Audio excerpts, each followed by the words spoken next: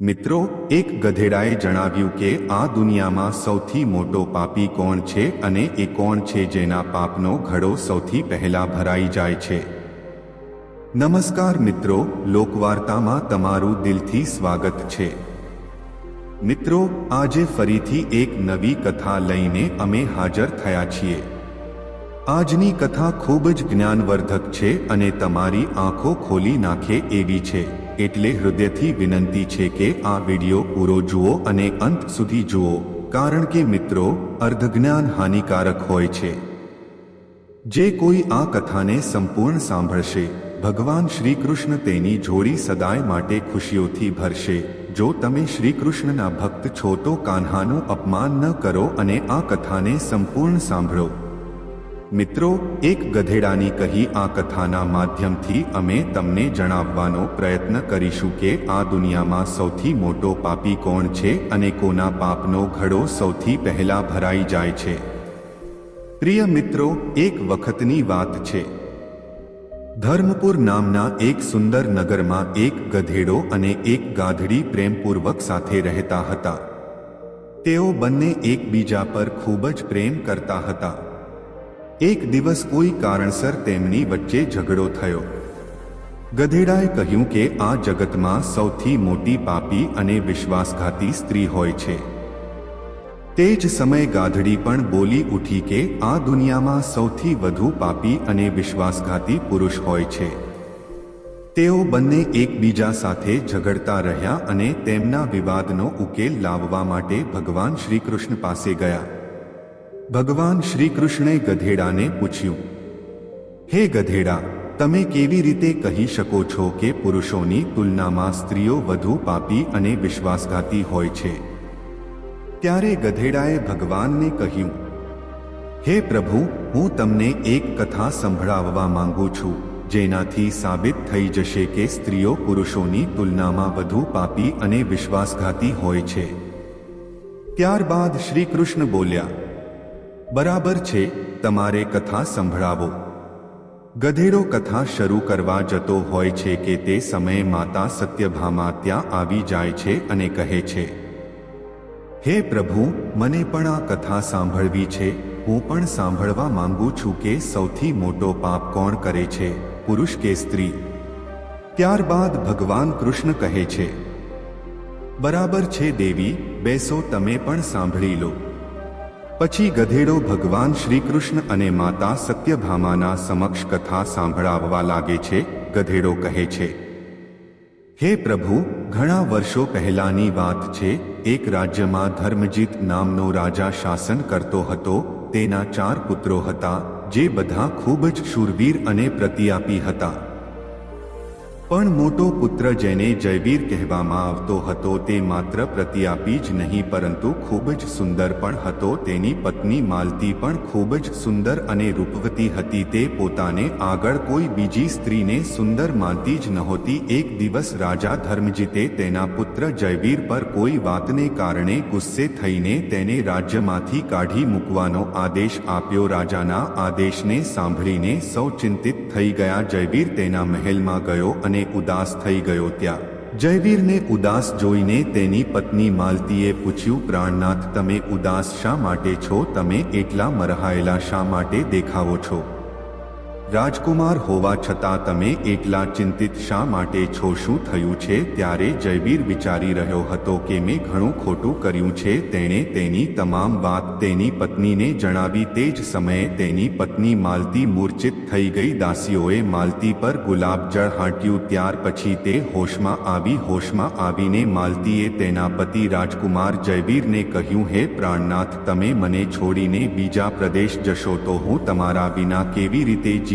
હું પણ તમારી સાથે જશ. તે વખતે રાજકુમાર જયવીર કહે છે, હે પ્રિય, તું મારી સાથે કેવી રીતે જઈશ? કારણ કે બીજા રાજ્યમાં અનેક પ્રકારના સંકટ હોય છે, તું નાજુક મહેલમાં રહેનારી છે, મહેલ વિના આ કષ્ટો તું કેવી રીતે સહન કરી શકીશ? રાજકુમાર જયવીરની વાત સાંભળી રાજકુમારી માલતી કહે છે, હે સ્વામી, જેટલા પણ દુઃખ બીજા રાજ્યમાં આવશે તે બધા આપણી સાથે હોય ત્યારે સુખ જેવા જ લાગશે, પરંતુ મહેલના સુખ તમારા વિના જંગલના દુઃખ કરતાં પણ વધુ ડરામણા લાગશે, તેથી હું પણ તમારી સાથે જશ. હવે ગધેડો આગળ કહે છે, હે પ્રભુ, રાજકુમારી માલતી ની આંખોમાં આંસુ જોઈને જયવીરે મનમાં વિચાર્યું કે તે મારા વિના રહી શકતી નથી, આ કારણથી મને તેને તડપતા છોડી જવું યોગ્ય નહીં લાગે.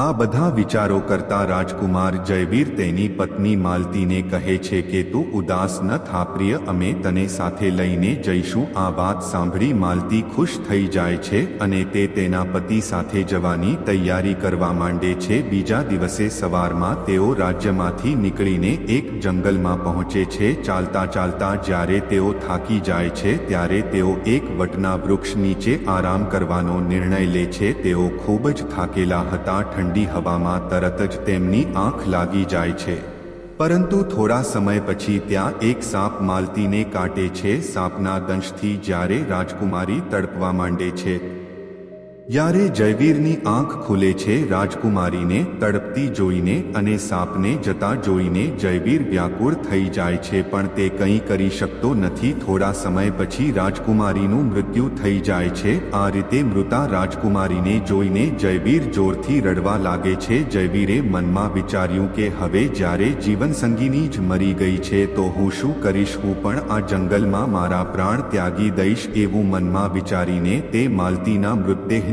પાસેથી ઊભો થાય છે અને જંગલમાંથી લાકડીઓ એકઠી કરવા માંડે છે. રડતા રડતા તે કહે છે, હું પણ માલતીની ચિતામાં લઈને મરી જાઉં. પરંતુ તે સમયે જ સ્વર્ગથી એક દેવદૂત આવે છે. જયવીરને રડતો જોઈ તેને દયા આવે છે. તે રાજકુમાર જયવીરના નજીક આવે છે અને પૂછે છે, તમે શા માટે રડી રહ્યા છો?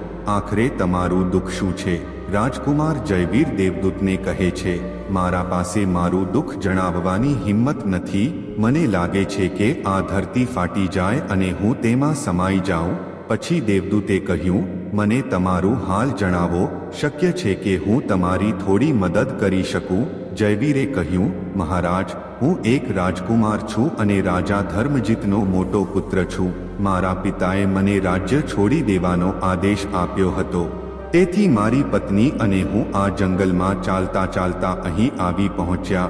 અહીં આવીને મારી પત્નીને સાપે કાપી હતી અને તેની મૃત્યુ થઈ ગઈ. હું લાકડીઓ એકત્ર કરી રહ્યો છું જેથી મારી પત્ની સાથે જ હું પોતે પણ અગ્નિમાં સમાઈ જાઉં. મિત્રો, ગધેડો ભગવાન શ્રી કૃષ્ણને આગળ કહે છે, હે પ્રભુ, જયવીરની વાતો સાંભળી દેવદૂત કહે છે, રાજકુમાર, તમે મોટા મૂર્ખ છો. આ જગત છે, અહીં મનુષ્યનું આવવાનું અને જવાનું લાગ્યું જ રહે છે. આ શરીર દરેકને એક દિવસ છોડવું જ પડે છે. આ તમે પણ જાણો છો. આ જગતમાં કોઈ પણ કોઈની સાથે નથી આવતું અને ના જ કોઈ સાથે જાય છે. તેમ છતાં તમે મૂર્ખોની જેમ આ વાતો કરી રહ્યા છો. જો તમે જીવતા રહેશો તો અનેક રાણીઓ તમને મળશે. આથી મારી વાત માનો અને મરવાની વિચારધારા છોડો. આ માનવ શરીર મેળવવા માટે દેવતાઓ પણ ખૂબ ઈચ્છુક હોય છે. પછી તમે આ શરીરને શા માટે નષ્ટ કરવા માંગો છો?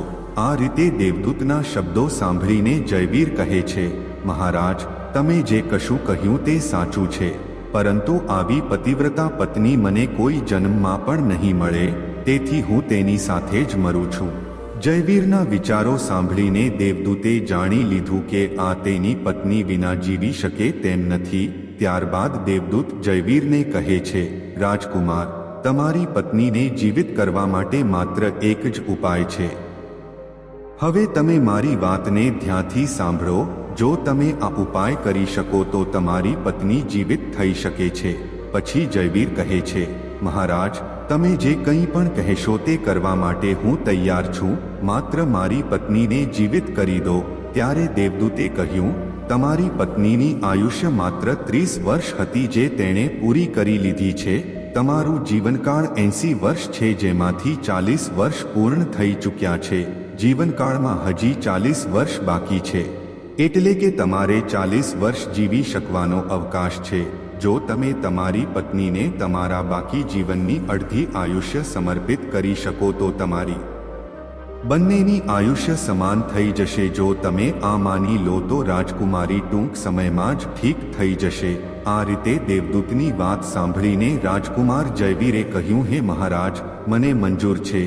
ત્યારબાદ દેવદૂતે જયવીરના હાથે પાણી આપ્યું અને જયવીરે 20 વર્ષ માટે રાજકુમારીના પગ ઉપર પાણી નાખવાનો સંકલ્પ કર્યો। હવે જેમ જ જયવીરે સંકલ્પ કર્યો કે તે રાણીના પગ પર પાણી નાખે, દેવદૂતે કહ્યું, પાણી પગ પર નાખવાના પહેલા મારી એક વાત ધ્યાનથી સમજી લો। તેમાં એક ગુપ્ત રહસ્ય પણ છે। હાલ તો તમારે રાજકુમારીની જરૂર છે। તમે પાણી નાખીને તેને બચાવી શકો છો, પણ જો ભવિષ્યમાં રાજકુમારીની જરૂર ન પડે તો તમે તમારું સંકલ્પ પાછું લઈ શકો છો। પરંતુ એક વાત હંમેશા યાદ રાખજો, આ સંકલ્પ પાછું લઈ શકવાની વાત રાજકુમારીને ક્યારેય ન કહેજો, નહીતર તમે તમારું સંકલ્પ પાછું લઈ શકશો નહીં। હંમેશા યાદ રાખો કે જીવનમાં કેટલીક વાતો હંમેશા છુપાવી રાખવી જોઈએ, કારણ કે ક્યારેક આ વાતો ઉપયોગી થઈ શકે છે। પછી એવું કહીને અને તે રાણીના આગળ આવીને તે દેવદૂત અંતર્ધ્યાન થઈ ગયા। માલતીને હોશ આવી જાય છે ત્યારે જયવીર રાજકુમારીને કહે છે, તમે ઊંઘી ગયા હતા અને ખૂબ થાકી ગયા હતા, તેથી મેં તમને ન જગાડ્યા। આ રીતે રાજકુમાર જયવીરે તેની પત્નીને બધી વાતો છુપાવી લીધી। પછી ગધેડો ભગવાન શ્રીકૃષ્ણને આગળ કહે છે, હે પ્રભુ। પછી તે બંને આગળ વધી ગયા। ઘણી દીવાનો બાદ તેમણે એક ખૂબ જ સુંદર સ્થળ જોયું। ત્યાં એક મહાત્માની કુટિયા હતી।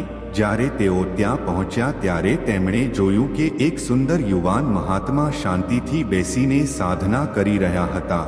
તે બંને ખૂબ જ થાકેલા હતા, તેથી મહાત્માના પાસેથી બેસી ગયા। તે સમયે રાજકુમારે તેની પત્નીને કહ્યું, હે પ્રિય, અમને તરસ લાગી છે, અમે કૂવામાં જઈને પાણી પી લઈએ છીએ। જો તને પણ તરસ લાગી હોય તો તારા માટે પણ પાણી લઈ આવીશું। ત્યારે રાજકુમારની વાત સાંભળીને માલતી કહે છે, મને તો તરસ લાગી નથી, તમે જાઓ અને પાણી પી લો। ત્યારબાદ રાજકુમાર જયવીર એક દોરી લઈને કૂવા તરફ જાય છે। જ્યારે રાજકુમાર પાણી પીવા પહોંચે છે ત્યારે રાજકુમારી માલતી તે મહાત્માની તરફ જોવા માંડે છે। માલતી મહાત્માની સુંદરતાને જોઈને તેની પર મોહિત થઈ જાય છે, અર્થાત તે તેના પર દિલ હારી બેસે છે। હવે તે મહાત્માને કહે છે, હે મહોદય, તમે અહીં એટલી ખુશીથી કેવી રીતે રહો છો? માલતીની વાત સાંભળીને મહાત્માએ કહ્યું, તમે પણ મારા સાથે રહી શકો છો, પરંતુ તમારો પતિ પણ સાથે છે, તો અમે તમને કેવી રીતે રાખી શકીએ? આ પછી રાજકુમારી માલતી મહાત્માના આગળ પોતાની પ્રેમલીલા પ્રગટ કરે છે। તો મહાત્મા કહે છે, હે સુંદરી, હું તને એક ઉપાય કહું છું। તું તારા પતિને જે કૂવામાં તે પાણી પીવા ગયો છે એ જ કૂવામાં ધકેલી દે, પછી જે થવાનું છે તે આપણે જોઈશું। મહાત્માની વાત સાંભળીને રાજકુમારી માલતી કહે છે, ઠીક છે, હું એવું જ કરીશ। હવે એટલી જ વારમાં રાજકુમાર જયવીર પાણી પીને રાજકુમારીની પાસે આવે છે તો તે કહે છે, હે પ્રાણનાથ, હવે મને પણ તરસ લાગી છે, કૂવા પાસે પાછા જઈને મને પણ પાણી પીવડાવો। તો રાજકુમાર જયવીર બોલે છે, મેં તને પહેલા જ પૂછ્યું હતું અને તું ના કહી દીધી હતી। ખૈર, જો તને તરસ લાગી છે તો હું હજી પાણી લઈને આવું છું। ત્યારબાદ જયવીર પાણી લેવા ચાલે છે તો માલતી પણ તેની સાથે તરત જ કહે છે, હું પણ તારા સાથે ચાલું છું। બિચારો જયવીર તો તેના પ્રેમમાં પાગલ હતો। તેને શું ખબર કે આ મારી જાન લેવાના ઈરાદા સાથે મારી સાથે આવી રહી છે। પ્રિય મિત્રો, ખરેખર વિદ્વાન સાચું કહે છે કે સ્ત્રીઓના સ્વભાવને દેવતાઓ પણ જાણી શકતા નથી, તો માનવ શું વસ્તુ છે, તેમના જાળમાં સારા સારા બુદ્ધિમાન પણ ફસાઈ જાય છે। જ્યારે રાજકુમાર જયવીર કૂવામાં જઈને પાણી ભરવા માટે બાલટી નાખે છે ત્યારે માલતી પોતાના પતિ એટલે કે રાજકુમાર જયવીરને ધકેલીને કૂવામાં નાખી દે છે અને પોતે તે મહાત્માના પાસેથી ચાલીને જાય છે। તે મહાત્મા રાજકુમારીને સાથે લઈને એક રાજ્યમાં વસે છે। ત્યાં તે બંને ખુશીથી રહેવા લાગે છે. મહાત્માએ પછી માલતીને એવું નૃત્ય અને ગાન શીખવ્યું કે તે નર્તકી તરીકે પ્રખ્યાત થઈ ગઈ. ધીમે ધીમે તે રાજકુમારી આખા શહેરમાં પ્રખ્યાત થઈ ગઈ. આ રીતે માલતીના નૃત્ય અને ગીતના કારણે તે મહાત્માના પાસે લાખો રૂપિયા થવા લાગ્યા. રાજકુમારી પણ તે મહાત્મા સાથે મજામાં રહેવા લાગી. મિત્રો, જે સમયે માલતીએ તેના પતિ જયવીરને કૂવામાં ધકેલી દીધો હતો, ત્યારે સંજોગવશાત કૂવામાં લટકતી એક જંજીરને જયવીરે પકડી લીધી હતી અને તેને પકડીને કૂવામાં લટકતો રહ્યો. ભગવાનને યાદ કરતા તેણે વિચારવાનું શરૂ કર્યું કે શું આજ મારા પ્રેમની સજા છે. થોડા સમય પછી બંજારા લોકોનો એક કાફલો ત્યાં આવ્યો. કાફલામાંથી એક બંજારા બાલટી લઈને કૂવામાંથી પાણી ભરવા લાગ્યો. જ્યારે તેણે બાલટી કૂવામાં નાખી ત્યારે જયવીરે તેની બાલટીને હાથથી પકડી લીધી. બંજારાએ આ જોઈને આશ્ચર્ય પામ્યો અને પૂછ્યું, તું કોણ છે? રાજકુમાર જયવીરે કહ્યું, ભાઈ, હું અહીં ફસાયો છું. મને અહીંથી બહાર કાઢો અને મારી જાન બચાવો. હું મારી આખી જિંદગી તમારું ઉપકાર ભૂલી નહીં શકું. આ કહીને જયવીરે બંજારાને પ્રાર્થના કરી. ત્યારબાદ જયવીરના દુઃખને જોઈને બંજારાને તેના પર દયા આવી અને તેણે જયવીરને કૂવામાંથી બહાર કાઢી લીધો. તેણે પૂછ્યું, ભાઈ, તું કોણ છે? તું આ કૂવામાં કેવી રીતે પડ્યો? મને તારી વાત જણાવ. જયવીરે કહ્યું, ભાઈ, હું તમારું કયું કહેવું? જે મુશ્કેલી મારી સાથે થઈ છે, ભગવાન ન કરે કે એ કોઈના સાથે થાય. છતાં જો તમે મારી વાત જાણવી જ છો તો હું તમને મારી કહાની કહું છું. હું એક રાજકુમાર છું. મારા પિતાએ મને રાજ્યમાંથી કાઢી નાખ્યો હતો. આથી હું મારી પ્રિય પત્ની સાથે જંગલમાં આવી ગયો. મારી પત્ની અને હું એકબીજાને ઘણું પ્રેમ કરતા હતા.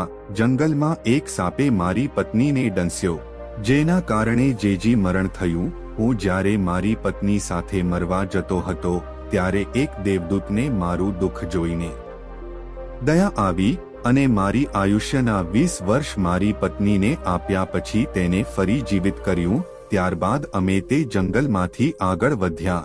થોડા દિવસો પછી અમે એક સ્થળે પહોંચ્યા જ્યાં એક મહાત્માનું ડેરું હતું. અમે બંને ત્યાં રોકાયા. અમને તરસ લાગી તો હું પાણી પીવા કૂવાના પાસેથી ગયો, પણ મારી પત્નીએ મને ધકેલી દીધો અને હું કૂવામાં લટકી ગયો. એ સમયે થોડા સમય પછી તમે ત્યાં આવી ગયા. પ્રિય મિત્રો, ધીમે ધીમે થોડો સમય પસાર થયો.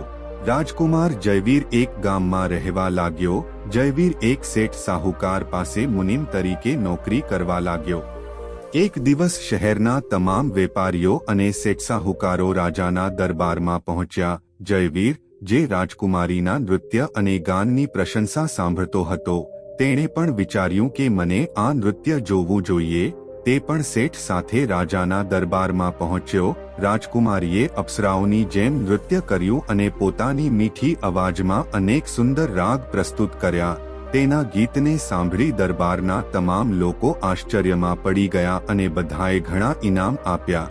સાથે જ રાજાથી લઈને પ્રજાને ત્યાં સુધી દરેકે તેની પ્રશંસા કરી.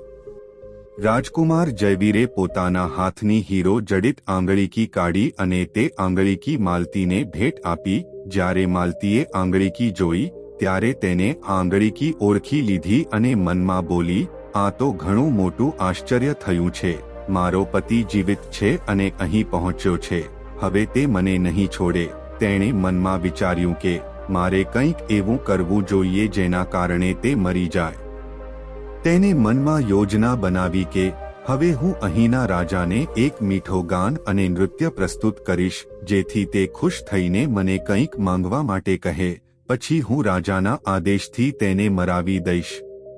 આ પછી રાજકુમારી માલતીએ એક મીઠું ગાન અને નૃત્ય પ્રસ્તુત કર્યું. માલતીના આ વસંત ગીતને સાંભળી રાજા ખૂબ ખુશ થયો. રાજાએ માલતીને કહ્યું, હું તુજ પર ખૂબ ખુશ છું. બોલ, તું મારે પાસેથી શું માંગે છે? ત્યારે રાજકુમારી બોલી, મહારાજ, જો તમે મારી ઉપર ખુશ છો તો પહેલા મને વચન આપો અને પછી હું જે કંઈ માંગું તે મને આપશો. મિત્રો, જ્યારે રાજાએ માલતીના ઈચ્છા મુજબ વચન આપ્યું ત્યારે માલતી બોલી, મહારાજ, આ સભામાં એક ચોર છે. કૃપા કરીને તેને ફાંસીની સજા કરો. રાજાએ કહ્યું, તું તે ચોરને મારા સમક્ષ લાવી દે. રાજાએ આમ કહેતા જ માલતીએ જયવીરના હાથ પકડીને તેને રાજાના સમક્ષ લઈ આવી. રાજાએ પોતાના સિપાઈઓને આદેશ આપ્યો કે આ ચોરને જલ્લાદોની પાસે લઈ જાઓ અને તેને ફાંસી આપી દો. આ દરમિયાન જયવીરનો શેઠ પણ ત્યાં પહોંચ્યો. તે ડરીને જયવીરના નજીક ગયો અને પૂછ્યું, તું જ શું ચોર્યું છે જેના કારણે તે તને મારવા માંગે છે? જયવીરે પોતાના માલિકને કહ્યું, માલિક, મેં કશું જ ચોર્યું નથી. તમે માત્ર આ રાજાને એટલું કહી દો કે તે મારી બે વાતો સાંભળી લે, આથી મારી જાન બચી જશે. જયવીરના માલિકે આ સાંભળીને પોતાના સાથી વેપારીઓ અને શેઠ સાહુકારો પાસેથી મંતવ્યો મેળવ્યા. તેઓએ કહ્યું, મિત્રો, અથવા તો રાજા ન્યાય કરે અથવા આપણે આ શહેરને છોડીને ક્યાંય બીજું જઈશું. આ રીતે તમામ વેપારીઓ રાજાને પાસે ગયા અને કહેવા લાગ્યા, મહારાજ, આપણો મુનિમ નિર્દોષ છે, તેને માર નાખવાનો તમારો આદેશ છે. તે કહે છે કે તે તમારી સામે પોતાની બે વાતો કહેવા માંગે છે. પરંતુ જો તમને લાગતું હોય કે તેણે ગુનાહિત કર્યું છે તો તેને ફાંસી આપી દો. પરંતુ તે કહે છે કે મરણ પહેલા રાજા તેને બે વાતો જરૂરથી સાંભળી લે. રાજાએ વેપારીઓની વાત સાંભળી અને કહ્યું, ઠીક છે, મુનિમને બોલાવ. જયવીરને રાજા આગળ લાવવામાં આવ્યો. રાજાએ કહ્યું, તમે જે કંઈ કહેવા માંગતા છો તે મારા સામે કહો. ત્યારે રાજકુમાર જયવીરે કહ્યું, મહારાજ, મેં શું ખોટું કર્યું છે જેના કારણે તમે મારી હત્યા માટે આદેશ આપ્યો છે? તેમણે તેનો જવાબ સાંભળી અને રાજાએ કહ્યું, તું એ ચોર છે. જયવીરે કહ્યું, નહીં મહારાજ, હું આનો પતિ છું, જેમણે મને મારવા માટે કૂવામાં ધક્કો મારીને એક મહાત્મા સાથે જવા લાગેલી છે.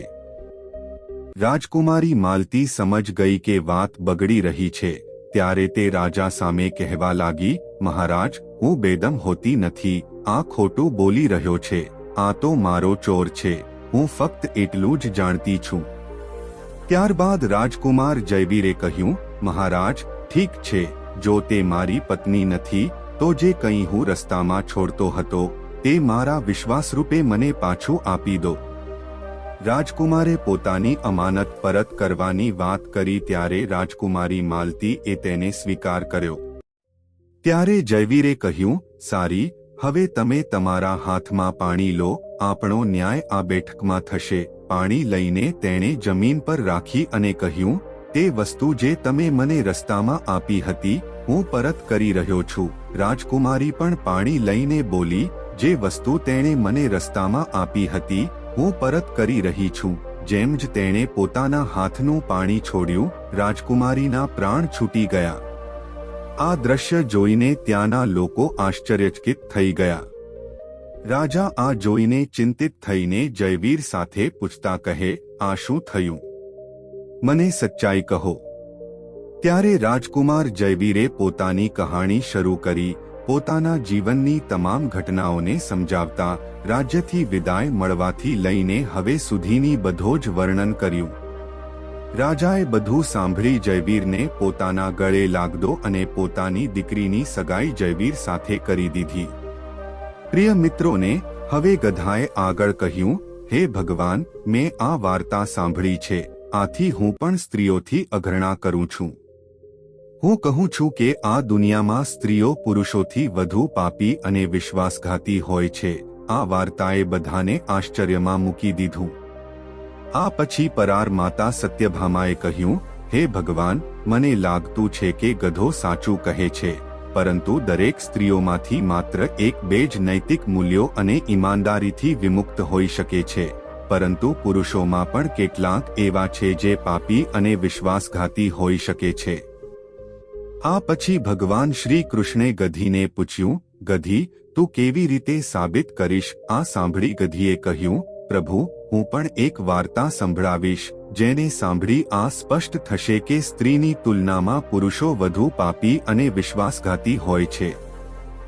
ગધીએ વાર્તા શરૂ કરી. એક ગામમાં એક પરિવાર રહેતો હતો જે ખૂબ ધનવાન હતો. તે ધનવાન એટલે કે શેથનો દીકરો એક અદ્ભુત પ્રકારનો માણસ હતો. શેથનો દીકરો એવો જુવારણો હતો કે શેથ એના વિશે વિચારીને પરેશાન રહેતો હતો. એક દિવસ તેનો દીકરો જુગાર રમી રહ્યો હતો.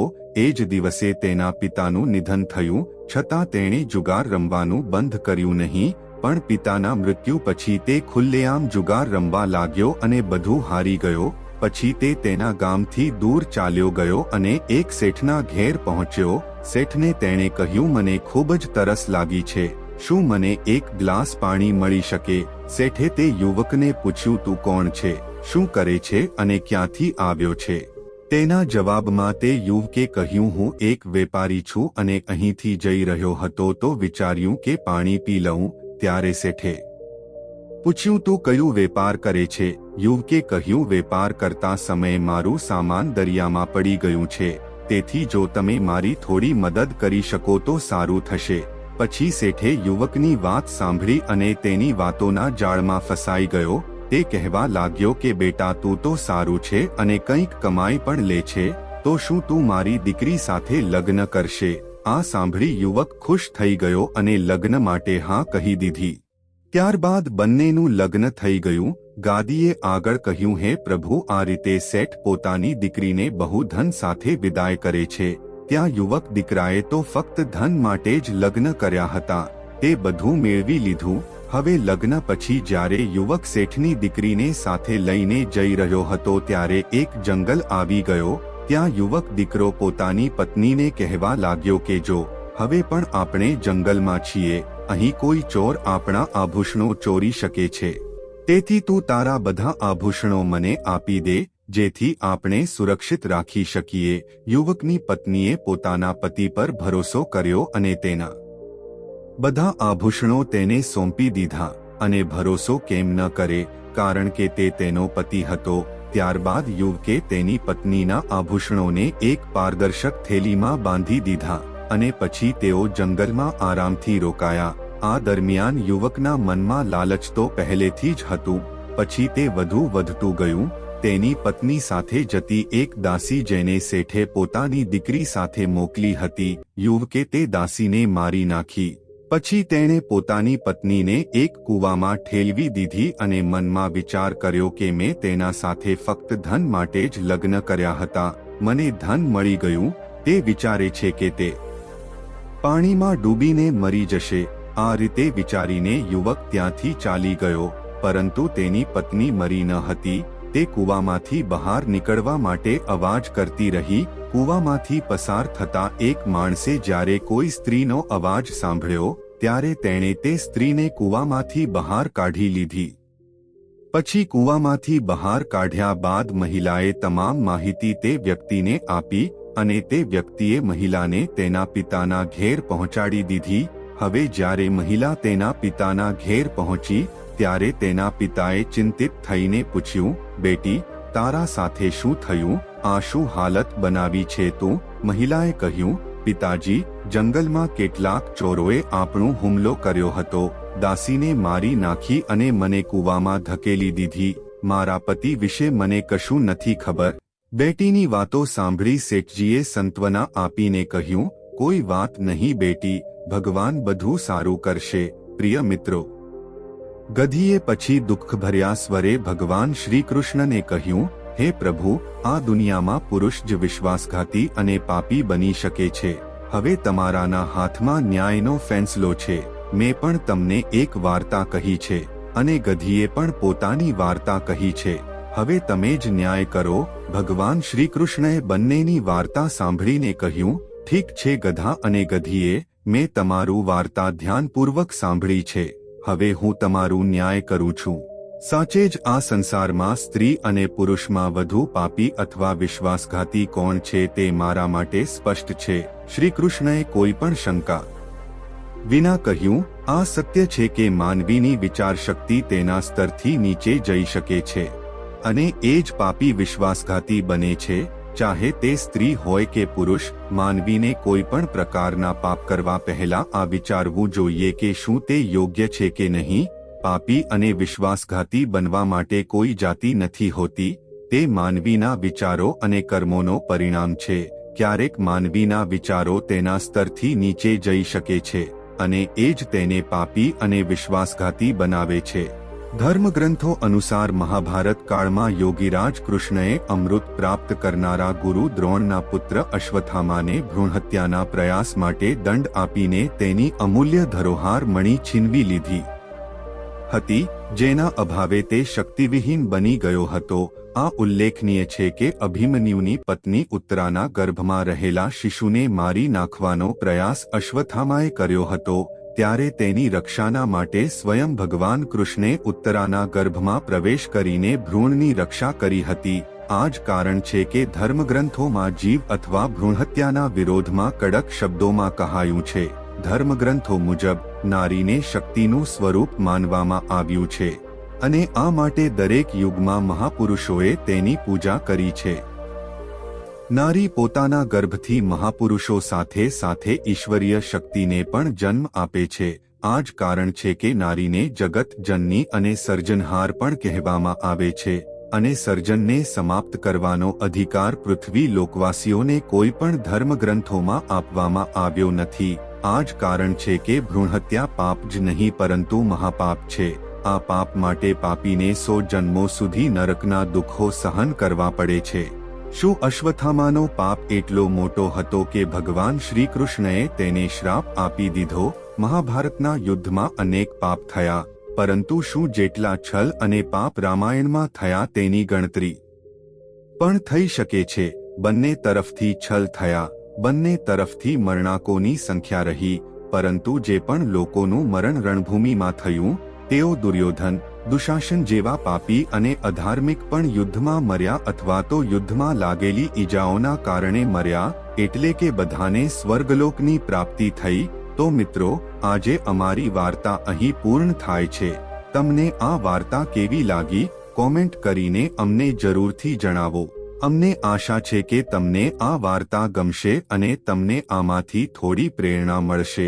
મિત્રો, મળીશું આગામી વિડિયો સાથે એક નવી વાર્તા લઈને. ત્યાં સુધી માટે મિત્રો, તમારાથી નમ્ર વિનંતી છે કે જો તમે હજી સુધી અમારી ચેનલ લોકવાર્તાને સબસ્ક્રાઇબ નથી કરી તો સબસ્ક્રાઇબ કરો અને બેલ આઇકન ઓન કરો, જેથી અમારી વિડિયોની માહિતી સૌથી પહેલા તમને મળે અને તમે તેનો લાભ ઉઠાવી શકો.